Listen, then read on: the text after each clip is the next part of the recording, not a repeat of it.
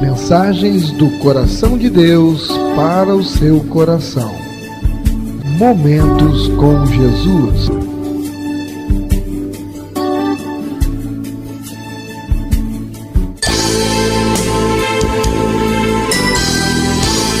Igreja Batista Novo Horizonte. Um novo horizonte com Jesus em sua vida.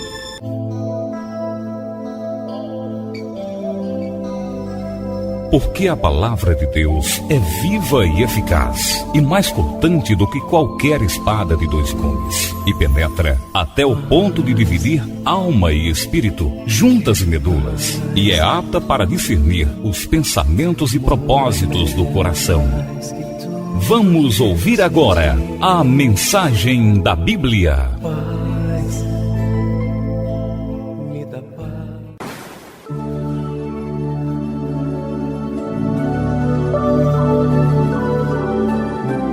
Boa noite, a igreja está linda hoje. Saúdo a amada igreja com a gloriosa paz do Senhor.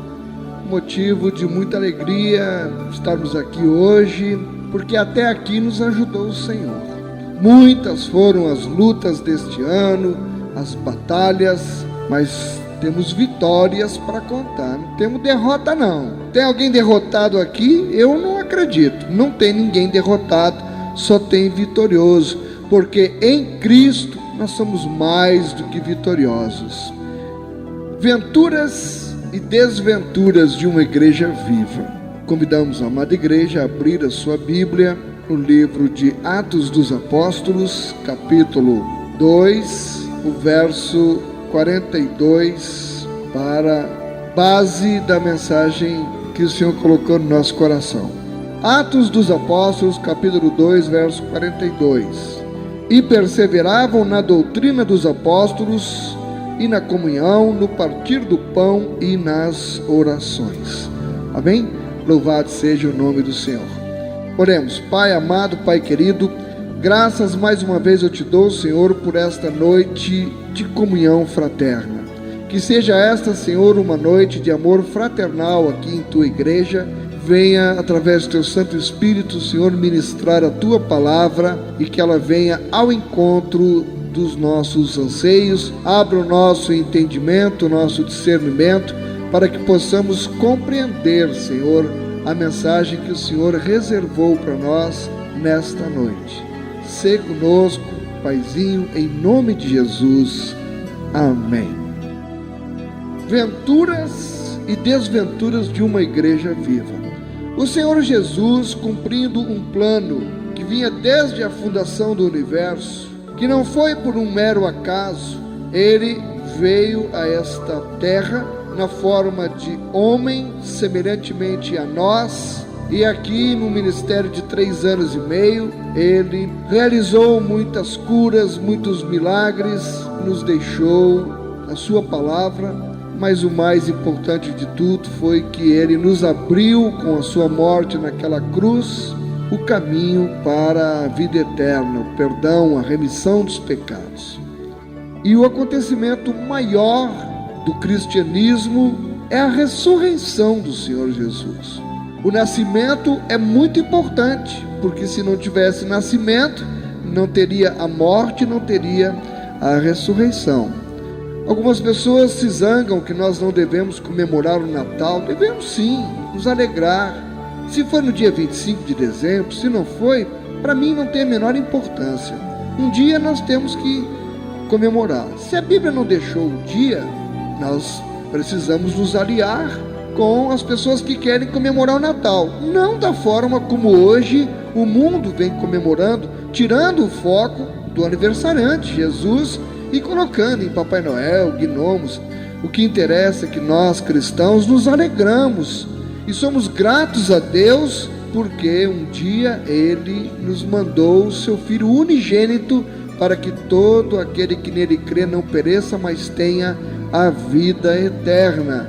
Por isso Deus amou o mundo de maneira maravilhosa e especial.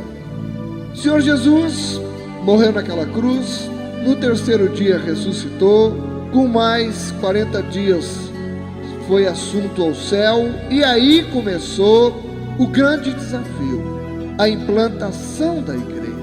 Agora era o Novo Testamento, era um novo pacto de Deus com a humanidade. E eu acho assim fantástico que Deus, ele incumbiu a nós, seres humanos, a missão de pregar as boas novas, de pregar o evangelho a toda a criatura, para que todos tenham conhecimento das boas novas, sejam por elas alcançados, arrependam-se dos seus pecados, creiam no Senhor Jesus e tenham a vida eterna. Deus poderia ter confiado esta missão aos anjos, mas os anjos, sendo criaturas celestiais, como eles poderiam testemunhar? Se o próprio Deus se fez homem para nos dar o exemplo de que, enquanto homens, é possível resistirmos às tentações, resistirmos ao pecado e termos uma vida santa na presença do Senhor. Os anjos não teriam essa condição humana para testemunhar.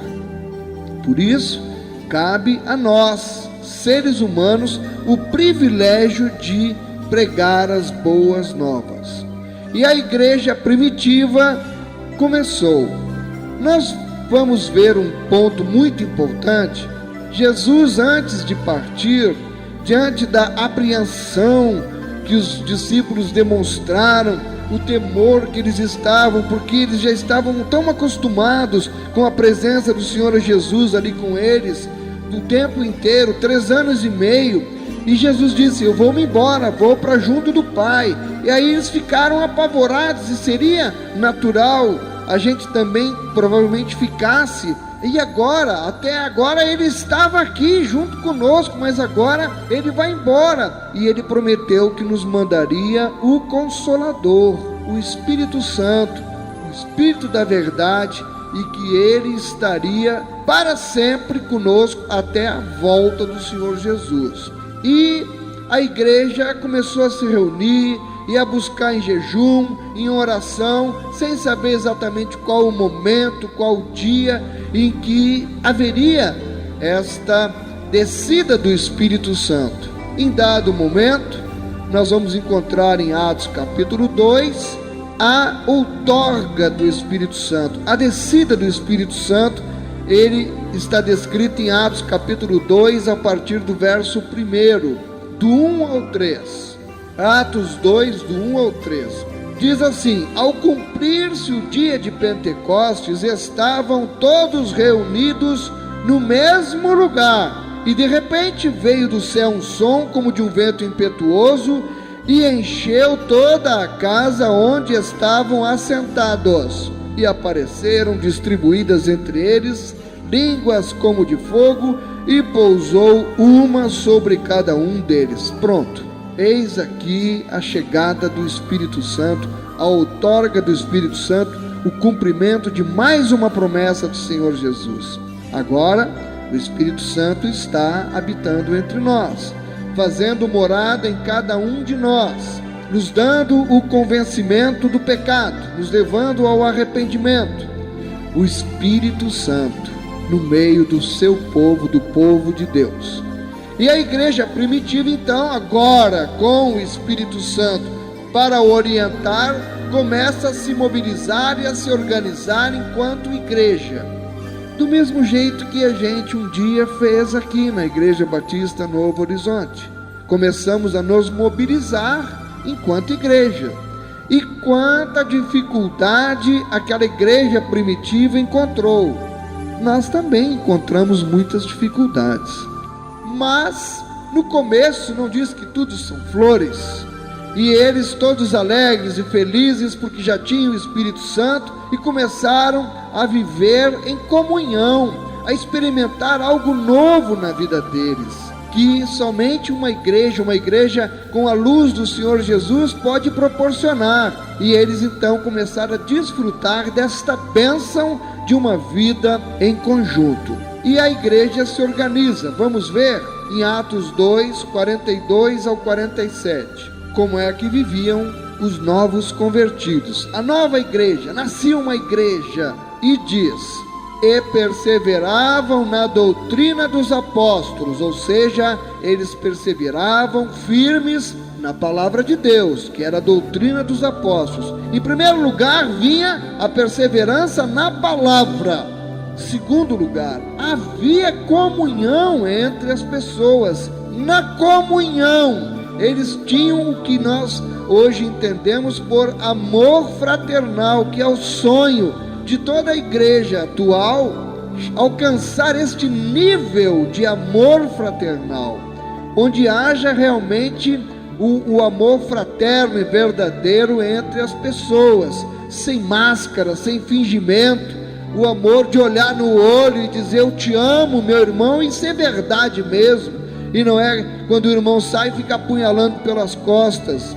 Diz que eles perseveravam na doutrina dos apóstolos e na comunhão, no partir do pão e nas orações. Em cada alma havia temor. Vejam que interessante, em cada alma havia temor. Temor a quem? Temor a Deus. Quando temos o temor a Deus, irmãos, é um facilitador da comunhão, porque temos todos o mesmo sentimento, o temor a Deus. Por conta disso, queridos, diz que muitos prodígios e sinais eram feitos por intermédio dos apóstolos. Em um ambiente em que você encontra a perseverança na palavra de Deus, a comunhão e o amor fraternal entre os irmãos, o partir do pão em conjunto e as orações em conjunto, pronto, está formado o ambiente propício para que sinais e prodígios aconteçam no meio deste povo. Aleluia!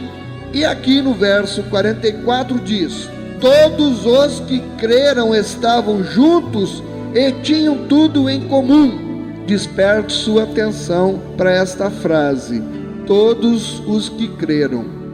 Se ela diz todos os que creram estavam juntos, a recíproca é verdadeira. Existiam os que não creram, que não estavam juntos. E a gente já começa a perceber, então, que foi apenas uma parte da população, das pessoas que creram e que começaram a buscar essa vida em conjunto, na perseverança, na palavra, na oração, mas eram só os que creram, como nós aqui. Os que creem é que estão procurando levar esta vida em comum na Igreja Batista Novo Horizonte. Todos os que creram estavam juntos e tinham tudo em comum. Aqui foi uma experiência única, que eles achavam que Jesus, quando disse que voltaria logo, eles entenderam que esse logo era logo mesmo. Então, se era logo, não tinha por que ainda ficar com apego às coisas materiais. Então, se Jesus ia ali e voltava, eles tinham tudo em comum. Hoje nós conhecemos esse sistema de vida, foi implantado em alguns países e não deu certo, onde os bens são de todos, ninguém tem nada seu. Era um sistema de vida em que tudo era comum. Mas vejam, eu preciso ressaltar algo: não era obrigatório que as pessoas se desfizessem dos seus bens e levassem para a comunidade. Não era obrigatório. Quem pensa isso, pensa errado. Quem sentia no coração aquele desejo, então, eu vou viver para a comunidade agora. Os meus bens eu vou vender e vou entregar para a comunidade. Mas não era obrigatório. Eu preciso fazer essa colocação porque ela tem um porquê. Daqui a pouco nós vamos ver. Vendiam as suas propriedades e bens, distribuindo o produto entre todos, à medida que alguém tinha necessidade. Então, quem sentia vontade de vender, vendia e juntava com tudo. Mas algumas pessoas continuavam mantendo os seus bens. Não era obrigatório. Alguns continuavam. Esses aqui, segundo estudos que a gente fez, eram aqueles que acreditavam que Jesus estava já chegando. Então, para que manter? vamos juntar os nossos bens e ver todo mundo junto aqui, porque Jesus já está chegando. Só que esse já está chegando, já se passaram 2000 anos, o tempo de Deus não é igual ao nosso. Mas vamos à frente aqui na palavra. E diz que diariamente perseveravam unânimes no templo. Diariamente, então eles iam todos os dias para o templo.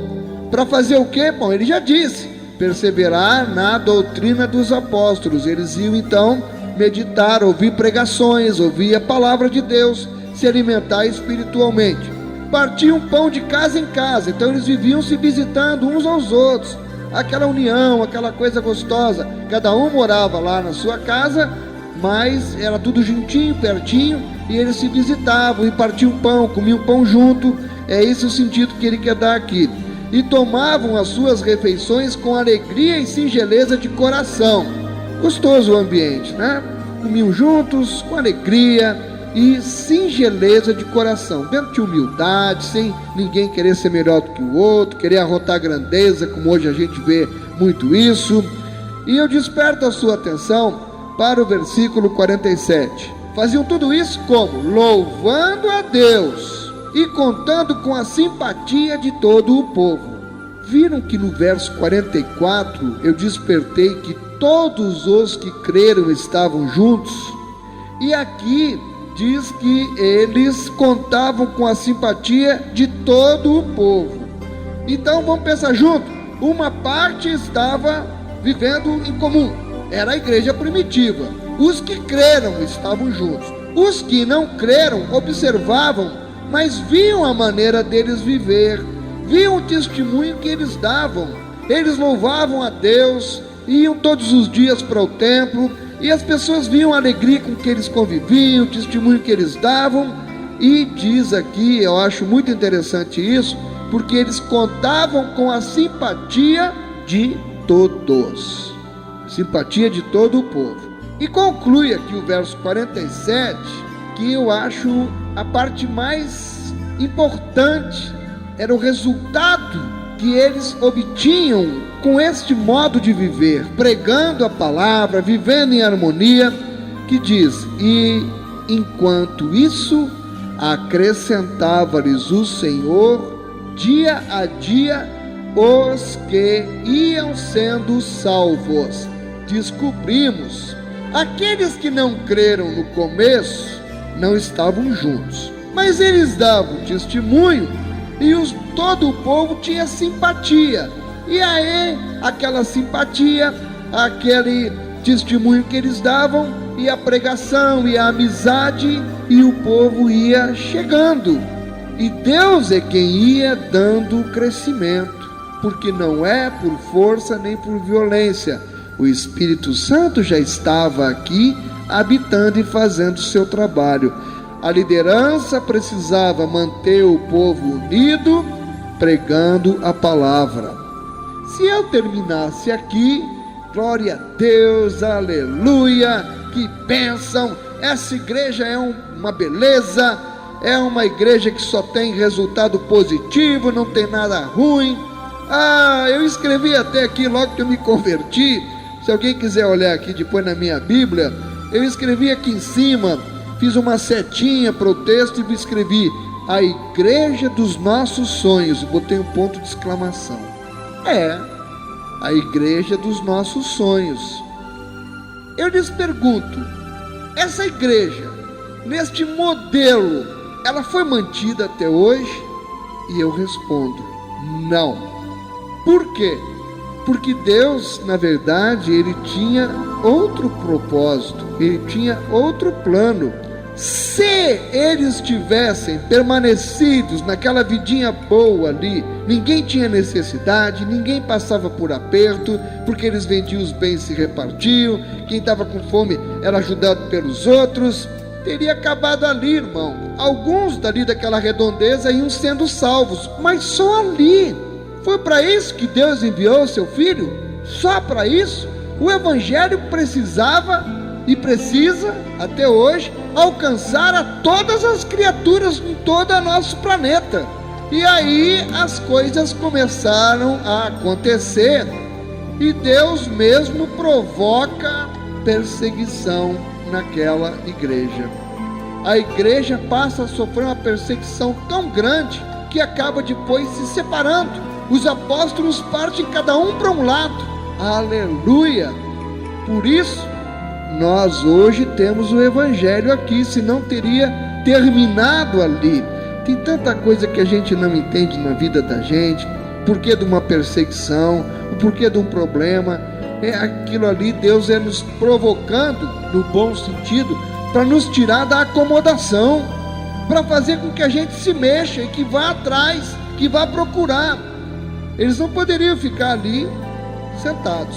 E aí nós vamos encontrar eles em Atos do 4, do 32 ao 37, vivendo comunidade cristã. Atos do 4, do 32 ao 37. Diz: da multidão dos que creram, olha a confirmação aqui, os que creram formavam uma multidão já nesta altura da história da igreja primitiva. Deus não ia acrescentando a cada dia os que iam sendo salvos, já era uma multidão os que criam. Era o coração e a alma. Que lindo, é o amor fraternal. Eles tinham todos o mesmo pensamento, o mesmo sentimento, o mesmo amor. Ninguém considerava exclusivamente sua nenhuma das coisas que possuía. Tudo, porém, lhes era comum.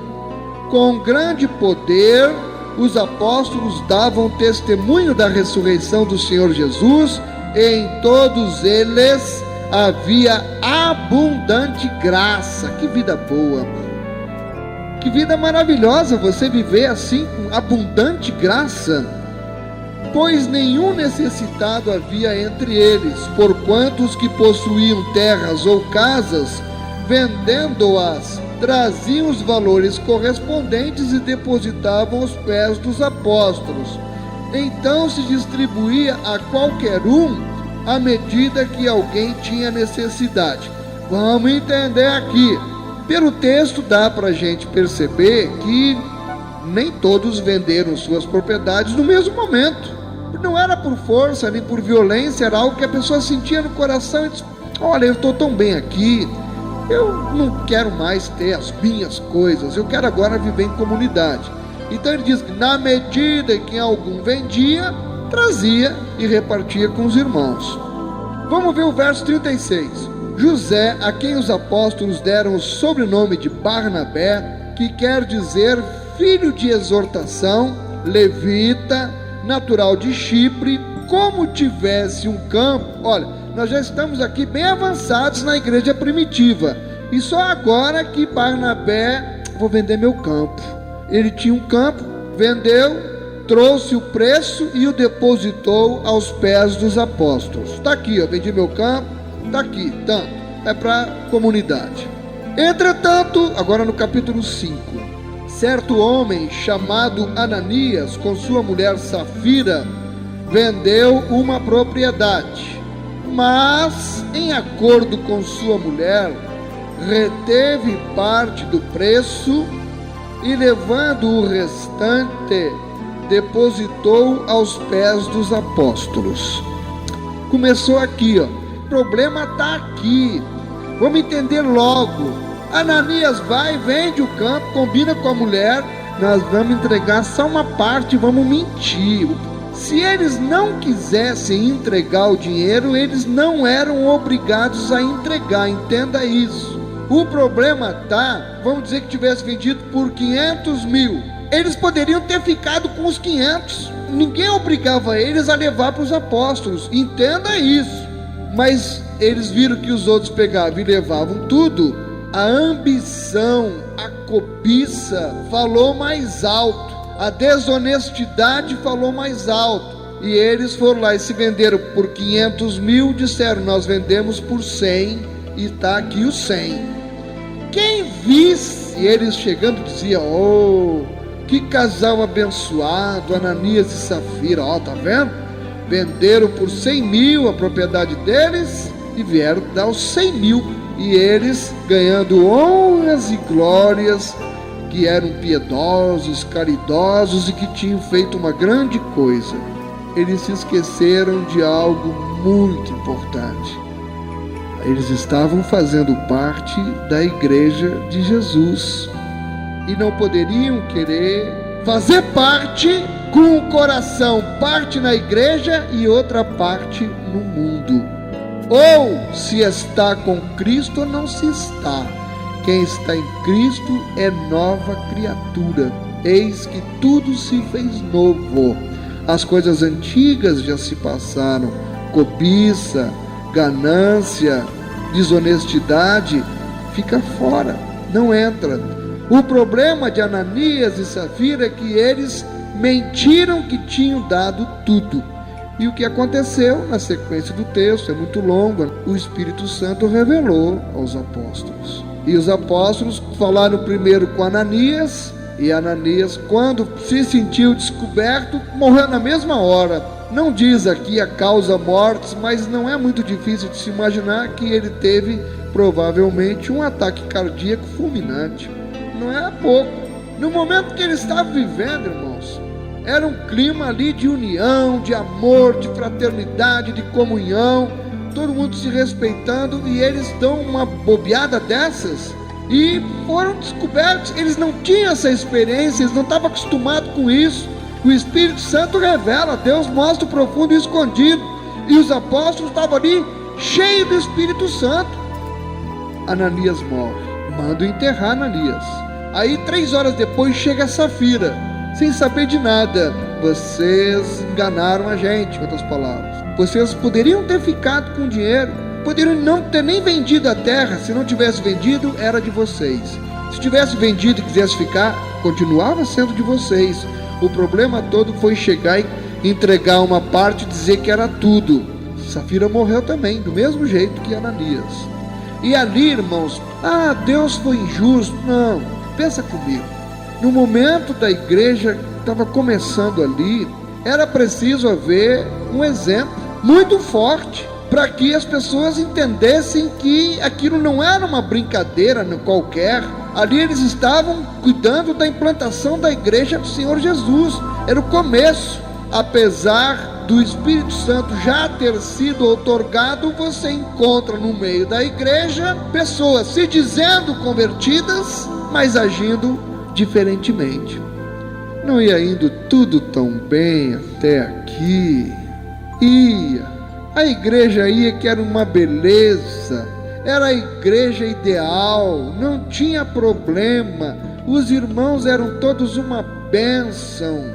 Apareceu um Ananias e uma Safira no meio. Percebam, como aquela igreja que estava pintando como perfeita, não existe aqui na terra e nem vai existir. A igreja perfeita será aquela que o Senhor Jesus um dia virá buscar. Alguns desta igreja, outros da outra, talvez nenhum de uma outra aí. Ele vai levar os justos, os obedientes. Ele vem para buscar um povo e um povo obediente. Hoje não é diferente. A tônica desta mensagem é mostrar que nem a igreja primitiva era perfeita. Ela era composta por pessoas, e pessoas são falhas, e os problemas vêm junto com o crescimento. Nós estamos em propósito de oração para que Deus dê o crescimento para a igreja. Pode estar certo que junto com o crescimento virão incontáveis problemas, e eu pergunto: nós estamos prontos para receber as pessoas que Deus vai mandar? A gente está realmente com esse espírito fraterno, de amor fraternal entre nós, que nos permita receber os cansados de guerra, os abatidos, os doentes espirituais que chegarem? Nós já estaremos em condição realmente de dar apoio para essas pessoas, para que elas não saiam daqui e voltem para o mundo pior do que quando chegaram? Esse é o nosso desafio, como era o desafio da igreja primitiva. Os problemas vêm junto com o crescimento. Veja em Atos capítulo 4 e o verso 17. Não diz que Deus ia dando crescimento, mas junto com o crescimento, olha os problemas. Atos 4,17 diz assim: Mas para que não haja maior divulgação entre o povo, ameacemo-los para não mais falarem deste nome a quem quer que seja. Olha os problemas externos. A igreja começava a enfrentar com o crescimento problemas internos e problemas externos. Meu irmão, minha irmã, entenda, toda a igreja aqui na terra só não vai ter problemas se não tiver crescimento. Mas se tiver, ela vai ter problema interno entre os irmãos e externos. Vai ter.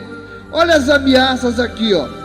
Ameacemo-los para que não mais falarem deste nome a quem quer que seja. Qual é o nome? O nome de Jesus.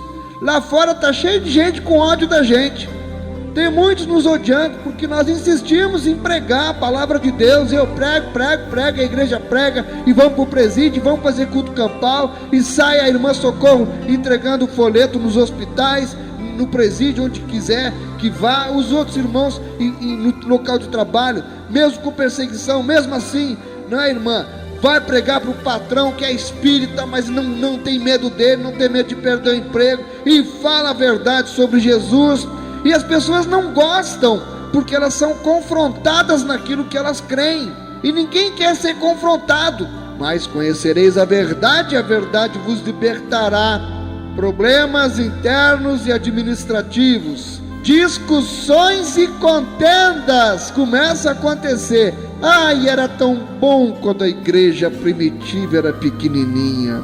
Eles viviam ali na comunhão, distribuindo pão, se amando, tão bom. Mas a igreja cresceu, e lá no capítulo 6 de Atos, no verso 1, diz: ora, naqueles dias, multiplicando-se o número dos discípulos, crescimento, não é? O que aconteceu? Houve murmuração dos helenistas contra os hebreus, porque as viúvas deles estavam sendo esquecidas na distribuição diária. Eles não davam comida. Quem eram os helenistas? Eram os gregos. Os gregos eram os gentios. Na igreja primitiva, houve o recebimento dos gentios, todos os que não eram do povo hebreu. É receber de outros povos.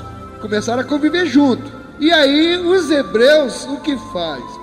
O ser humano como ele é, na hora de distribuir a refeição, eles priorizavam as viúvas dos hebreus, e as viúvas dos gentios ficavam sem receber a porção delas. Havia um ajeitado, um arrumadinho. A comida ali, vamos dar mais para as nossas viúvas do que para dos outros. Não podia existir isso dentro da igreja, mas começava a existir. Já começava a formação de grupinhos. Meu Deus, mal começa o crescimento, já começam os problemas. E aí, pobre da liderança, os helenistas estão brigando com os hebreus. Quem é que tem que resolver isso aí? A liderança. Precisa ter orientação divina, o dom do Espírito, o fruto do Espírito, principalmente a direção do Espírito, para chegar e ajeitar aquela contenda, aquela discussão, e trazer a paz de novo para o seio da igreja. Foi assim que eles criaram os diáconos, elegeram os diáconos. Então esses homens eram escolhidos a dedo, eles não fariam mais acepção de pessoas. Muito bem, todas as viúvas receberiam a porção igual, sem mais acepção. Problema surge? Não olhe para o problema, vai surgir. Não corra do problema, em frente. É difícil? É, mas Deus estando no controle, sempre vai ter uma saída, porque a igreja precisa continuar. E por que tem problema? Porque tem gente. Não quer ter problema? Tira as pessoas da igreja, aí é uma beleza. Só as cadeiras aqui, eu não me incomodo com ninguém. Mas se vier uma pessoa só, de repente ainda sai uma contenda. Ele vai discordar de mim, de alguma coisa que eu estou pregando. É assim, igreja. Atos 8, verso 3. Aqui um dos maiores problemas. Como se não bastasse, já está havendo cobiça, desonestidade, grupinhos, facções dentro da igreja. Agora a liderança vai enfrentar a perseguição externa. Mas essa igreja aqui havia um propósito de Deus de esparramar as pessoas. O evangelho tinha que chegar ao mundo. E aqui surge em Atos 8, verso 3, Saulo, porém, assolava a igreja, perseguia, maltratava, entrando pelas casas e arrastando homens e mulheres, encerrava-os no cárcere. Irmãos, isso aqui é perseguição, viu? A gente não sabe o que é perseguição, não. Você consegue imaginar hoje, você está na sua casa e vir alguém e invadir lá e sair arrastando a sua esposa, seus filhos, você, e encerrar num cárcere porque vocês são cristãos? Só por isso? E era isso que Saulo fazia. Mas Deus pega este mesmo Saulo, um perseguidor, e transforma no maior missionário da igreja primitiva. Ele que antes perseguia, passou a ser o maior propagador do evangelho. Por isso a igreja continuou. Eu teria muitos outros exemplos de desacertos, de confusões. É a igreja. E esse é o desafio, e esse é o mistério, que apesar de vir pessoas das mais diferentes classes sociais, entendimento, cultura, conhecimento, o que for, aqui todos somos nivelados como servos, e aqui o Espírito Santo nos trabalha, e aqui nós vamos crescendo no conhecimento, no amor, na oração. Hoje, se a nossa igreja for uma igreja unida pela palavra, pelo temor a Deus, pelo amor fraternal, as ameaças externas não nos abalarão, como não nos abalaram.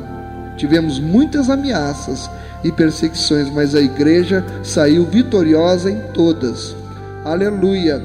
Irmãos, eu quero concluir dizendo em Atos capítulo 5, os versos 12 e 13, volte lá para ver uma curiosidade. Atos 5, 12 e 13.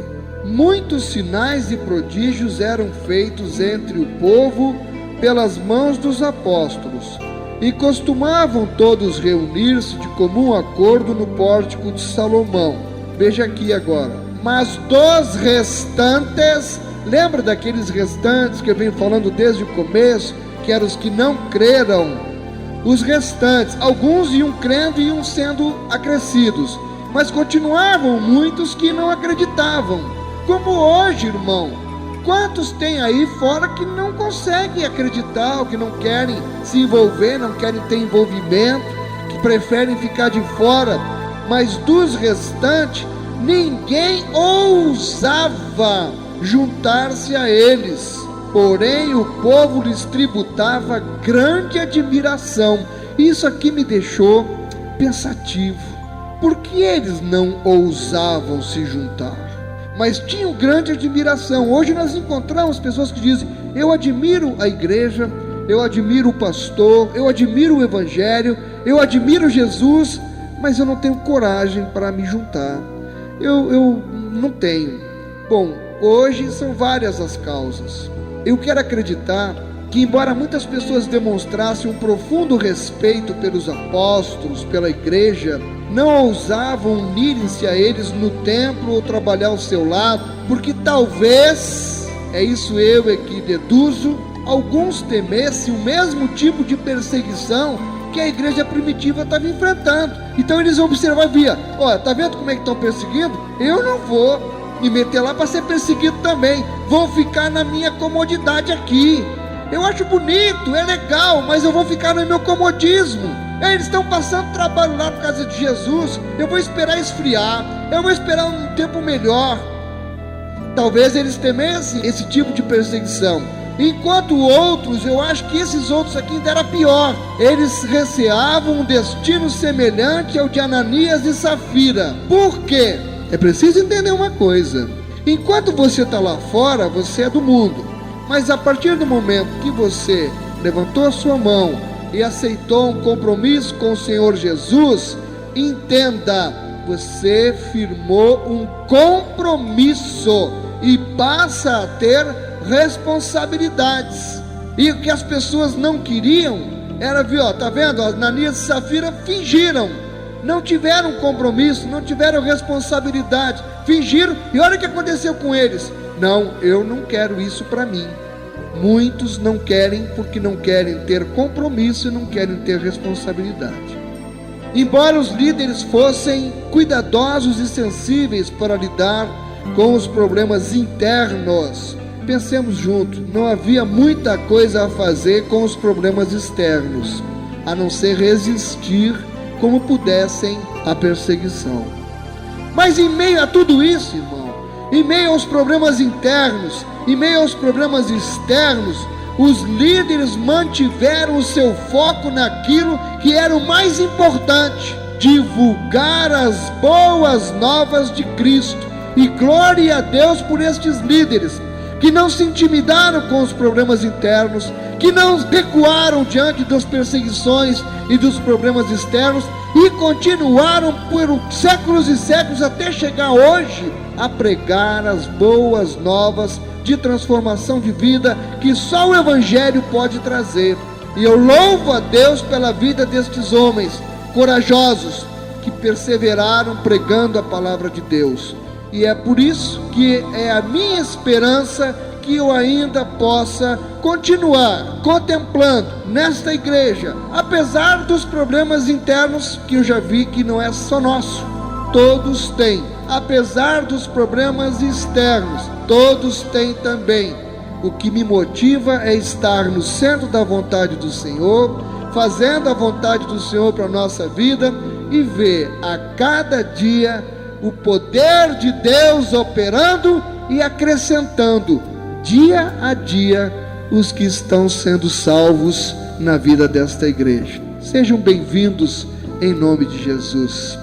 Deus abençoe a igreja.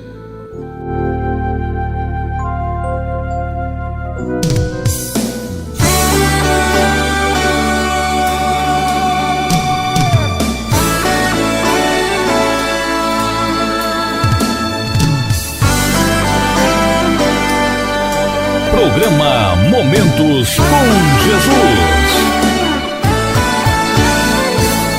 Gólgota ela nasceu, depressa cresceu, pelo mundo se espalhou. Enfrentou tempestades e ventos, e ao longo do tempo o império desafiou.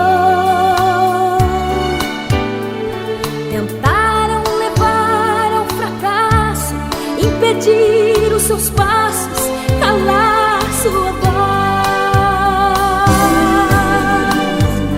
Foi tão grande e difícil a peleja, mas venceu a igreja e aqui estamos nós. Nem mesmo as fogueiras ardentes assustavam os crentes, pois tombavam de fé.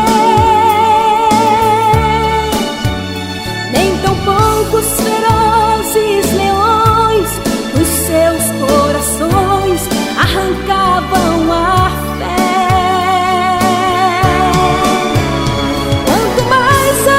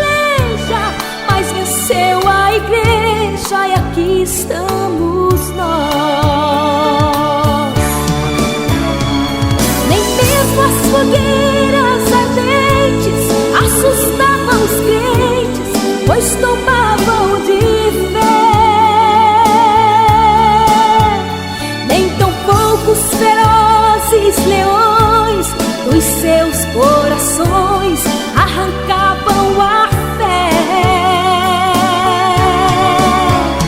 Quanto mais a igreja sofria, muito mais crescia em graça e poder. Passam lutas, enfrentam perigo, mas nenhum inimigo podia vencer. Passam lutas, enfrentam perigo, mas nenhum inimigo podia vencer. Programa Momentos com Jesus.